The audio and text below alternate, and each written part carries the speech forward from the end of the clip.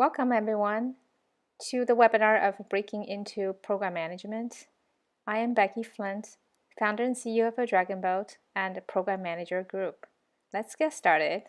How the program management has anything to do with the C-suite? Actually, it's very much, I would say every leadership role requires program management. I always say CEO is probably the biggest program manager for the company because she has to decide all the goals, try to achieve and decide on the initiatives and make sure all these initiatives are done on the quarterly and annual basis because, CEO work through and with team. So in that way, think about that, we already learn a practice program management that really help us to, grow our career into a leadership role. I want to just do a quick intro about myself. The reason I want to have this is there's a lot of questions on program management career path and what we can do, what position we can go, what's the difference between project, program, product management.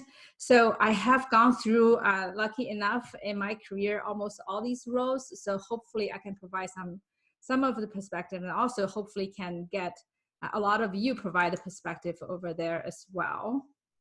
So, and that's actually something fairly common in that we call the leadership pipeline. Have you guys read this book? Have you heard of this book?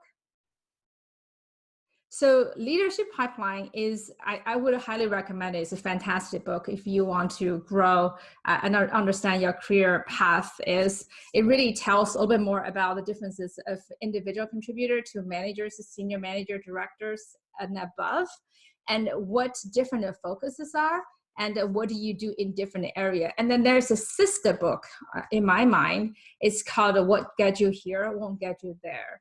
It's almost the same vein that if you grow professionally, what do you do and how you do it would change tremendously.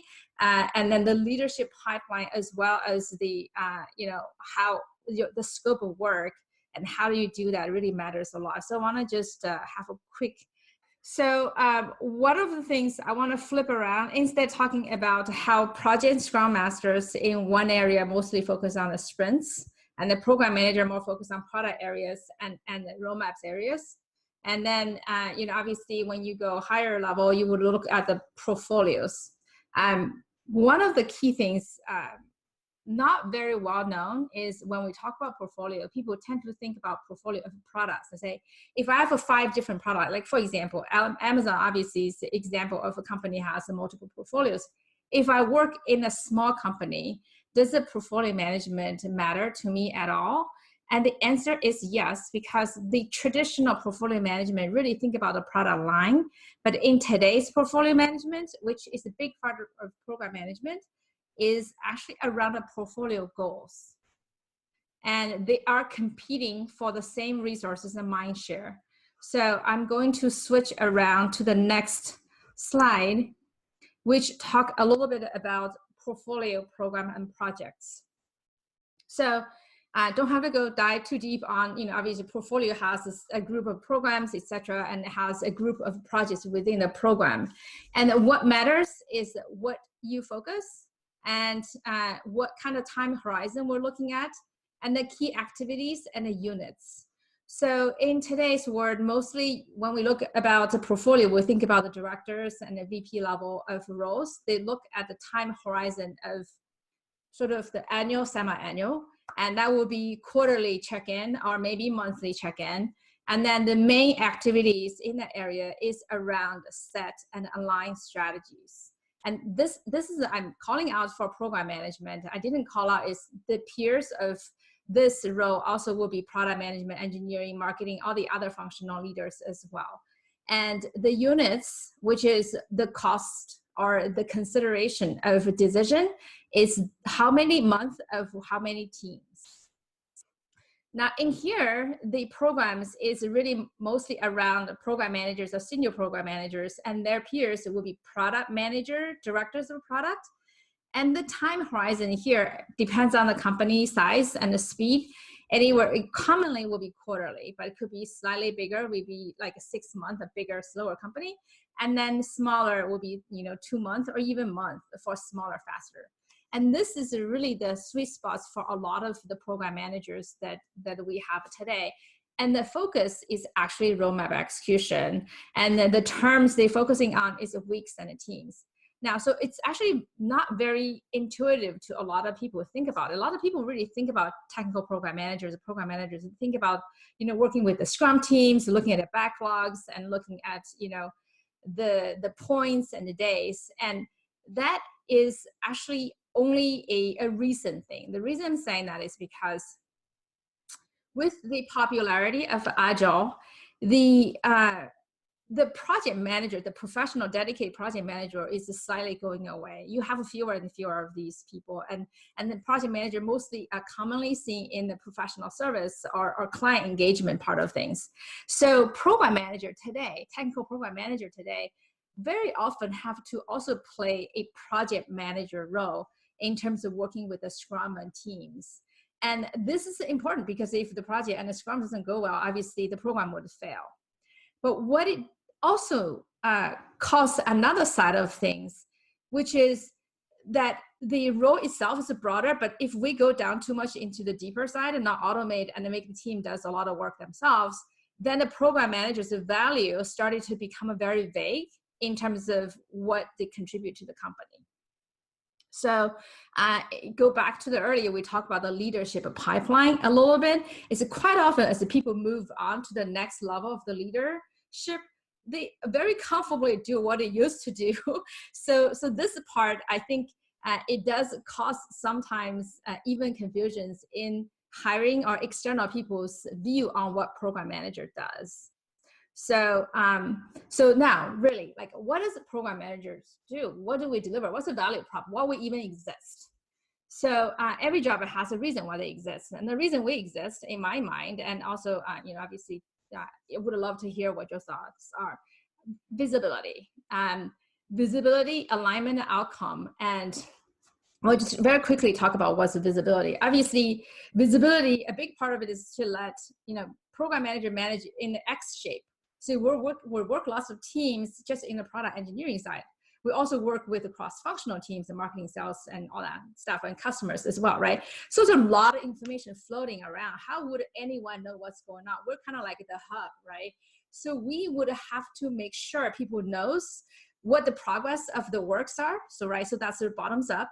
And also we need to make sure that tops down, right? The strategy, the goals, and what we're trying to do as a company, and the input from the market, how do we translate and carry it down to the team? And the cross-functionally, not everyone is working with the product engineering team all the time. So how do they know what's going on? So visibility is a big part of the program manager value prop. But that is only use it as the foundation to drive alignment. And then it will be foundation to deliver results, right? The outcome. So outcome is very easy to say, we deliver projects, we achieve program goals, and then the portfolio allocation for outcome is correct. So I will talk a little bit more on the alignment, but outcome is one important thing is portfolio allocation. Think about a CEO. Program manager is almost running the program, right? So almost like a CEO in some fashion. And if you don't allocate the resources as a CEO to the right initiative, the company will never do it right.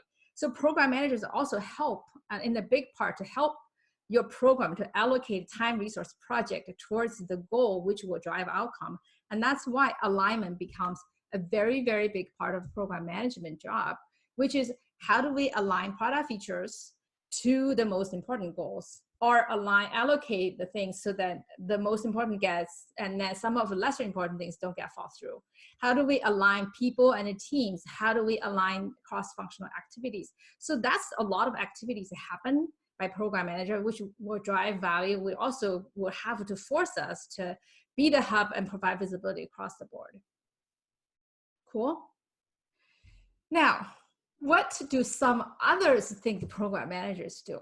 So, obviously this is what we think we do, but it's a very misunderstood role. And I took this is not a one example, but that's not the only example, it's one example. Someone, a director of the product from a very prominent product manager blog, sent a note saying, demystify different PM roles. That's a product manager, project manager, program manager. I forgot what's the fourth one. But the saying is that program manager does is build report for upper management. And that's sort of the visibility, right? But, this is a very small part of the program management. So, and that's very, very important. I call out this because a lot of times people don't understand what we do is because it takes a lot of time for us to even get information build report. So that's why I have this, I'm very passionate about the space. I've been in for my whole career. I want to make, I want to also just to hear, all of you on what do you think our value, what do you think, how do we drive, how do we produce outcome, and then also help all of us work in a better, more efficient way. So I think, in the end, program management drives outcome, just like all leadership roles. And it's really about how do we iteratively, responsively build product roadmaps with the time and resources that we have that will drive outcome. And the new word to look at the outcome is very different, right? In the old world, it's all about the ROIs and the dollars and all that stuff. It's not matter at all, right? So in today's world, we know OKRs, we know V2 moms, we know this KPI-driven kind of organization that become more successful. And that's what we wanted to do, is to make sure the projects, the people, the initiatives, all we do is to weigh the outcome in mind. So, question, anyone? All right, the other part of the program management is may or may not be as popularly known. It's the Agile program management framework, or scaled Agile, or you can, the scale Agile framework, or you can call it the Scrum of Scrum scale, or double diamond, basically strategy sprints and execution sprint, all of which have the similar idea, which is we would have a program level of iteration. That will be the align and allocate, or looking at the breakdown of goals to epics. And the second level of the iteration is a team level iteration, where almost everyone knows, right? So the epics and tasks and stories, the sprints and stuff. So how do we join them together? I think, again, going back to some of the things that we talked about earlier, where when we get really sucked into sort of the team level execution, build and learn, the earlier part, I think, has started to get a little bit fuzzy. And if we don't do well on the earlier part, the lower level of the detailed iteration and improvement really is incremental at best, right? So it's a local optimization. That's why program management has a such important and strategic role, is trying to tie the higher level strategy and direction to the day-to-day execution and the team level. And obviously learning and the feedback will tie back to that as well. So how are we doing? Is it interesting? It is boring and useful? Good? Okay. All right. So go back to the topic again, right? Visibility, alignment, and outcome. These are the three things that we do and the value we deliver. But where do we spend our time? And again, I would say there are things that we have to do that quite often take more time than we want to, and things that we really need to do, we do not have time anymore, because the urgency versus actually the impact, right?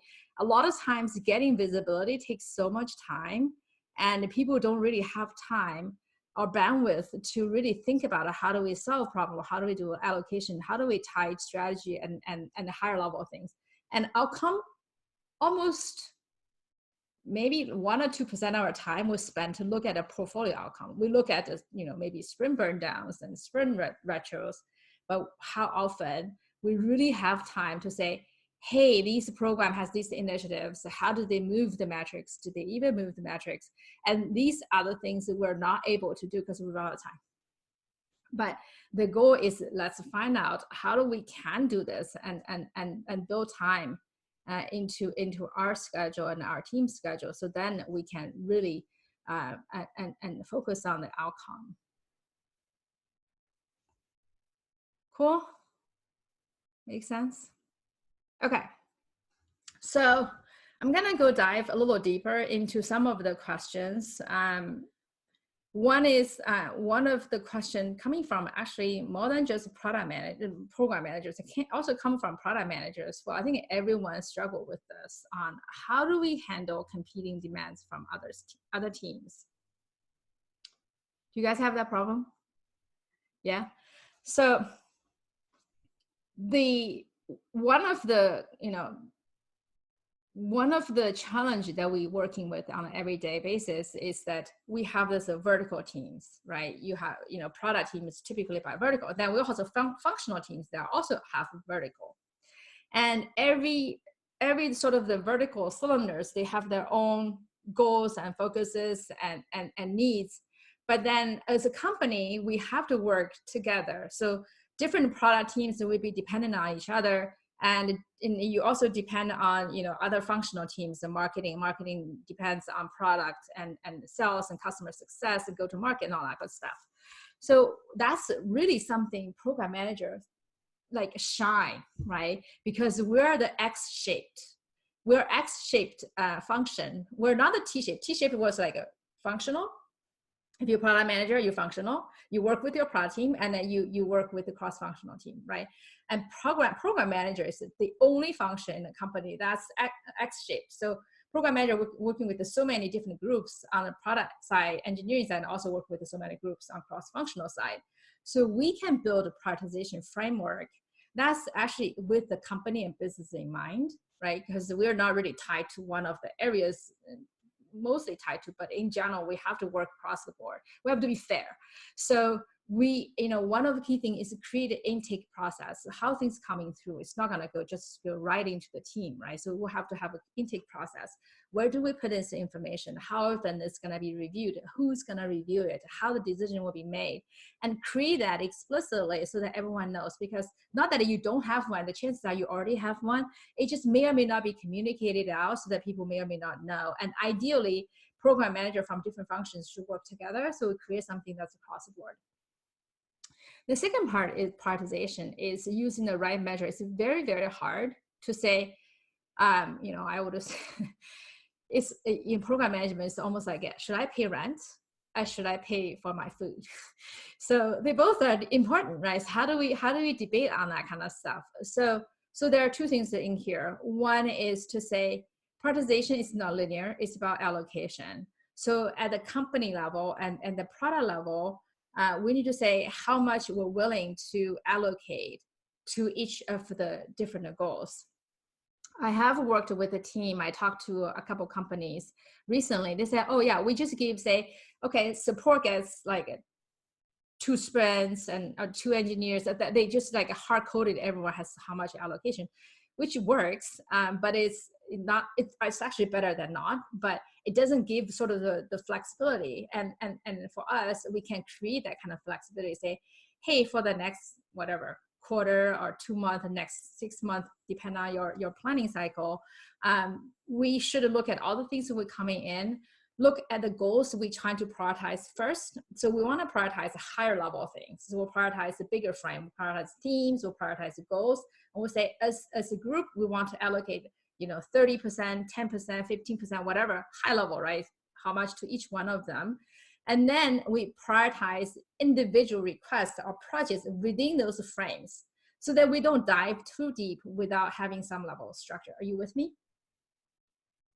Okay, cool. So this is actually, this is not new. There are a lot of pretty good company, Airbnb, and I think that person, Ian McLister, he's actually at Amazon now. He used to at Airbnb. There are quite a few product people that I worked, or either work directly or just as a part of the network. And then we all sort of coming to the similar approach, meaning don't prioritize 1 through N for your 3,000 backlog, because it's just not possible. And define on the bigger frames, and then you prioritize things within the frames. And that also it fluctuates as the company change from time to time. So the second one is, I kind of talk about the prioritization before the metric on available resource. In the old time, there's something called the ROI, right? So it's a return on investment, how much money I get from how much money I put in. It works in factories, but doesn't work in sort of a digital technology world where the human capital is not so easily say, dollars, right? So what we're trying to do is to say, we don't have to prioritize everything. What we're trying to do is when a few things coming down to this specific skill sets, we can own, we prioritize within those specific skill sets. All of a sudden, you also have a smaller set of things to worry about, right? So the whole thing is the prioritization is very emotional. It's very tiring when things are many of them, a lot of things to compete. But if you can box them, and then you look at a smaller set when you have to, all of a sudden you just deal with a much smaller number of things, lesser stakeholder involved, lesser meetings. You have time to do other stuff. Cool? Does it make sense? The second part of that, tied to the first part, is that's the benefit of having program management mindset versus the product manager mindset.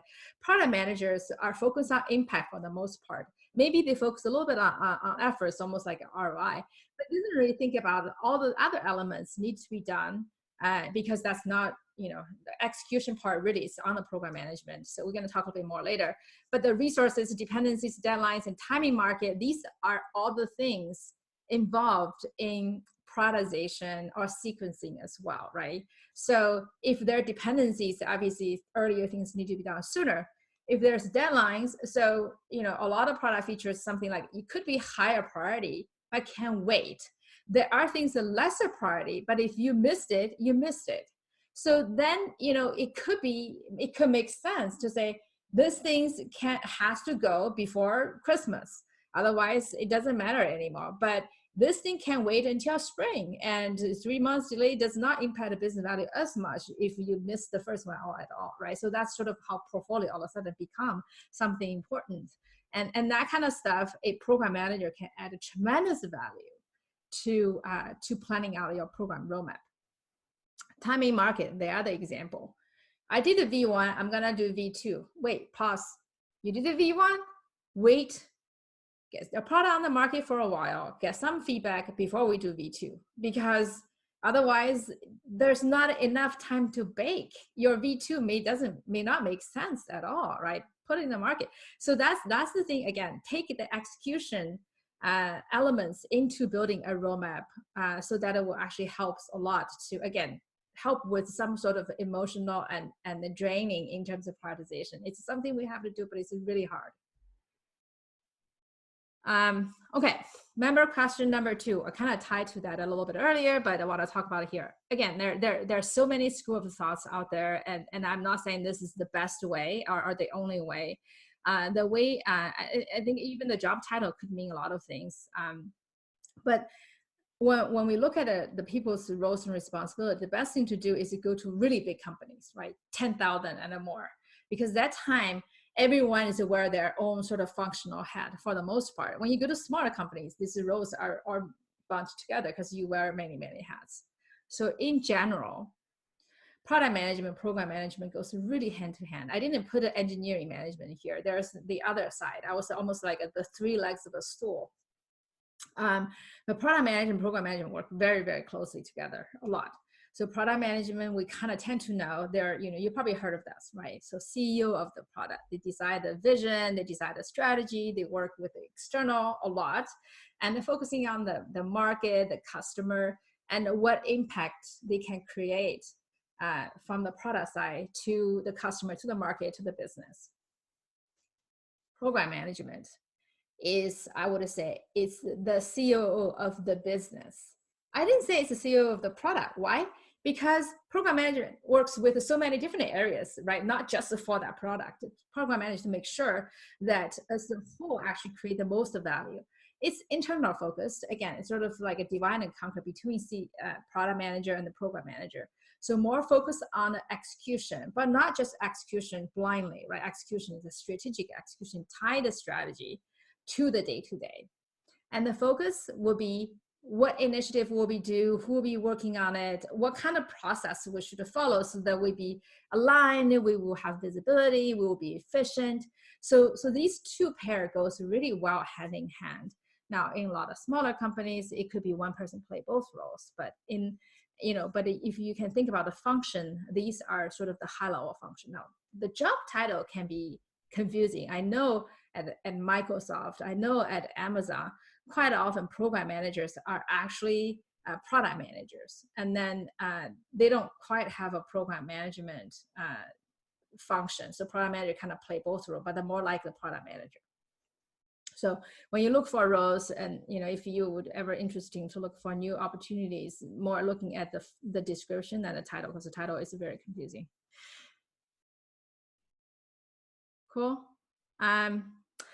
So we kind of go back to we talked about it earlier about the career path of program manager. There also has adjacent career path. The reason I'm saying that is because you can see program manager and product manager goes so closely hand in hand, and even engineering as well. So very likely you can move between these areas because we're kind of like in the middle of the three things. So even personally, I've gone on to be sort of the CTO in the startup companies, and then go to do product for a while, program management for a while as well. But this is something that you can see. If any one of you are ever interested in going to product from program management role, you can see at the company level, a company level has a sort of a job ladder, right? So they actually have a job ladder between functions. When I create a job ladder at PayPal on functions, so we actually make sure product, program, and engineering have the similar levels. So when you move, we know what is the lateral move, what is the promotional move. So they're pretty much here as well. The different, obviously there's also, we kind of talked about that earlier in the last slide about the differences of program manager and product manager.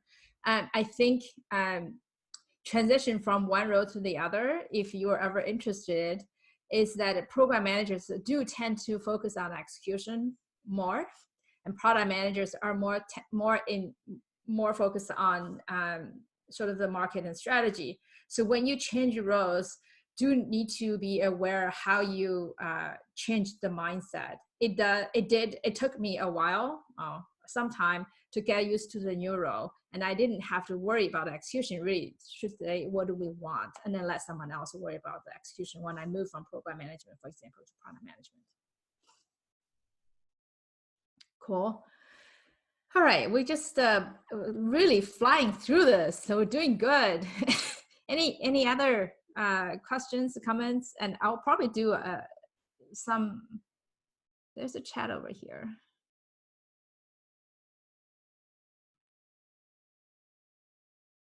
Okay. So sorry. So someone has a question about wanting to have an example of, I guess, the mindset shift between roles. So let me give two examples of how when you move from program management to product management, what that could entail. Yeah, just real quick to move all the things around. Okay. So this is it's not common only on the program management side. I also know that if sometimes if people go from engineering moving to product management, they have a similar challenge because both engineering and the program management are more on the execution side. So we go back to the earlier slide in here. So think about program management is all around, mostly focused on execution, when product management actually more focused on the vision and strategy. So there's unconscious thing when some ideas come around or some concept come around. When I first moved from program management to product management, for example, I would say, oh, this is going to be too hard. It will require this team and that team and this team and that team. I kind of write off that idea and then just thinking it's just going to be a lot of work. I try to figure out a different product workarounds that's easier to implement, and that's kind of like it's a little bit limiting. And I think I don't know, you guys ever look for one of the podcasts by the CTO and later turned product at Instagram? He had the same challenge because he's also on the technical side. When he first turned into the product, the first thing he would think about it, oh, our platform cannot support this. We have this problem. Let me try to figure out a different product approach. And that's like a very limiting, right? I think when we change role, we really should completely let the other role to worry about the things we need to worry on. And then that would open up a lot of possibilities in terms of what we could do. In here, it's all about, at least the starting, right? Starting with what we could do. We want to, here's where we want to go. Here's what we could do. You can think more on the possibilities, and then let the execution team work with you and negotiate on different opportunities. But if we start, when I move to, or anyone from program management move to the product role, you tend to be more thinking about, oh, this is going to be hard, and then sort of limiting. And that's really what sort of mindset shift in terms of functional change. The other part of the change is level change. So leadership passage, or leadership pipeline, the term they use to call the leadership passage, meaning when you pass from one phase to the other, that's a passage. And when leadership passage happens, there's also a mindset change. We kind of talk a little bit about program management, right? So earlier we talked about because there's no more dedicated project managers, and a lot of times the program managers have to play both roles, and then they kind of get sucked into this sort of project management scrum, because that has to happen before they can do their job.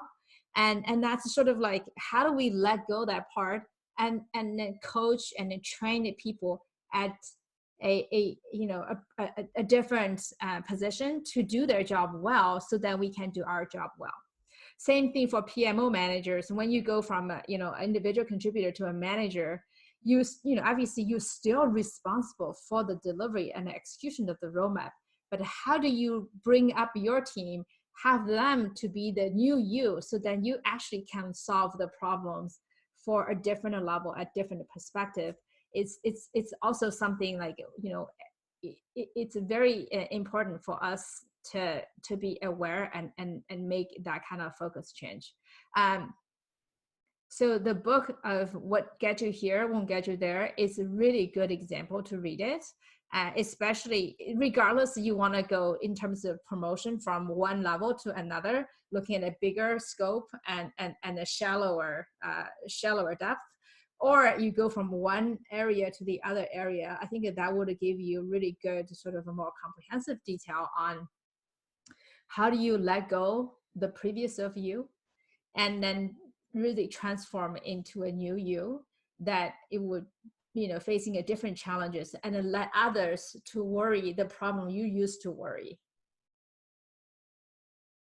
Cool. All right. So we've done the polls. We have a couple of slides left, so just want to quickly talk about there's something very interesting in that there are not many program managers out there. Every company always start with engineers, and then you start to have engineering managers, and then you start to have product managers, and then some program managers start to emerge, right? But this is also changing in that the hybrid roles of program management, product management become more common. And also in many cases, because of the technology-based startup has been growing tremendously. So think about it, 100 years ago, or even 50 years ago, when you say you have a small business, typically you don't think about it as a technology company, right? Today, if you say I have a small business, there are a large percentage of that actually is a technology company. Either you have a small business, you still need to have a technology part of things to build the roadmap and have a web presence and all that stuff, or you just a technology startup. So product-led growth and the number of technology startup has really grown tremendously that need people to manage the whole business and the roadmap as a whole. And we have more distributed teams now.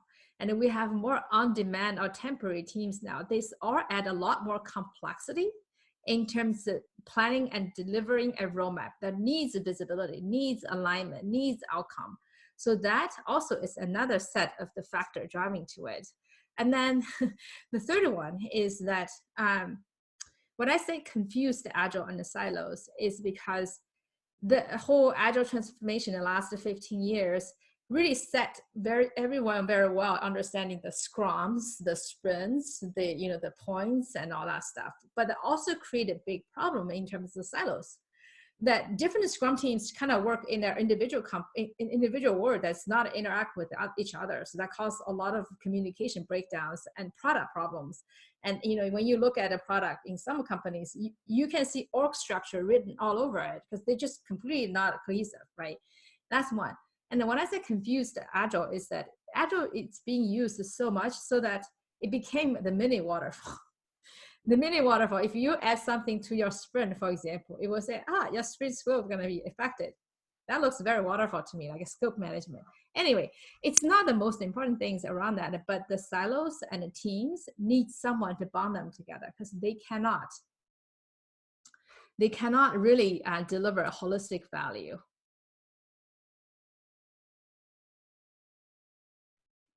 Okay.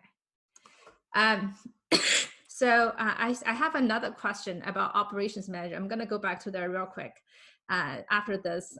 So the portfolio management, we kind of touched upon. There's old school portfolio management, a very slow, very big company. But with today's fast moving world, we are talking about a portfolio of goals. And that is something, again, program managers are really helping driving that. So I know there's a question around operations and program management. I'm going to go back to here. Okay. So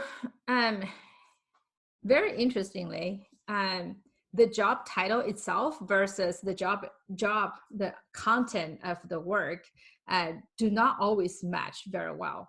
So for example, when I was at one of the company I worked at, I was VP of business operations.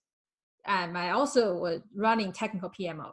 So the function is actually very similar in that the company has a goals, we have a KPIs and OKRs, and then there are people's and initiatives we want to do. So the person that needs to run of that in terms of planning what we need to be done, who needs to be doing this, what kind of roadmap we have, who are our stakeholders, how do we keep everyone aligned, how do we have cadences, how do we make changes, and all these are very traditional program management function. But when they're not sitting into because of the history of the company, it's not some others, these roles can be called operations or business operations or sales operations. These are program managers in some other companies. They called sales operations programs and marketing operations programs and even technology operations programs. So these are quite often interchangeable in that way. So Joy, did I answer your question? Okay, cool, sure. And actually, I think I posted one of the job on the Facebook group. That is it's called Director of Business Operations, reporting to VP of Engineering, and it's almost like a chief of staff / program management, portfolio management for the engineering organization. And that's sort of in the business operations side. And when I was at PayPal, it's very interesting. My boss was basically reporting to the CTO, and his job title is VP of Technology and Business Operations. So yes, this is are very, very connected. It's just the name could be different, but it's very much similar in many ways. So what I'm trying to say here really is there's a big opportunity for program management, and we can take a new approach to it and really create a lot of impact to the market. Okay. So I just want to spend 1 minute on this. Not necessarily you have to use any tools, but one of the key things, I'm not sure if any of you have gone through this promotion conversation with your manager in some other places. If you have a good manager that understands how to communicate that, it is saying, it is not what you do, it is how you do it. What that means is that you could have 2 program managers or like rock stars. But why does the one person get promoted, the other person not get promoted? The reason is because when you get promoted, you're not getting promoted for what a good job you have done, right? That's a bonus question. Now, you get promoted is because of whether you can think and act as the next level, right? If you can think and act as the next level, that's how you do it, then you are ready to be promoted. But if you just do a great job, hardworking, great job, great outcome, you should get a lot of bonuses, right? And but doesn't mean you would do it differently at the second level would be. So it's something where that's why if you look at every company, the CTO is never the best engineer, right? The chief product officer is never the best product manager, right? It's the same thing for UX and everything. But the higher you go, the job actually become more similar because the functional knowledge become a small part of your day-to-day, but it only gives you background and context in making decisions. But the leadership style, the leadership capabilities in terms of set strategy, working with the team, understanding structure, and understand the trade-off and the efficiency where you spend your time, and all these things are become almost the same. You look at a VP of sales, VP of marketing, VP of product, and all of them, you say, whoa, their job, like 60, 70, 80% of them are very similar. They talk about similar things. Obviously, they have to manage their team, and that's the differences, but there are a lot of similarity. So what I'm trying to say here is that if you want to promote yourself, either from a job and career perspective, or promote yourself in terms of personal growth, spend less time on busy work and more time on strategic impact work, because eventually all this busy work is going to be automated and robotized, right? So it's coming sooner or later. But the strategic work, working with the people, understand strategy, understand allocation, understand thinking, and that is what would differentiate you and make you stand out, not only today and or get promoted, but more in terms of the future, where automation and AI and all that stuff will really replace a lot of busy work.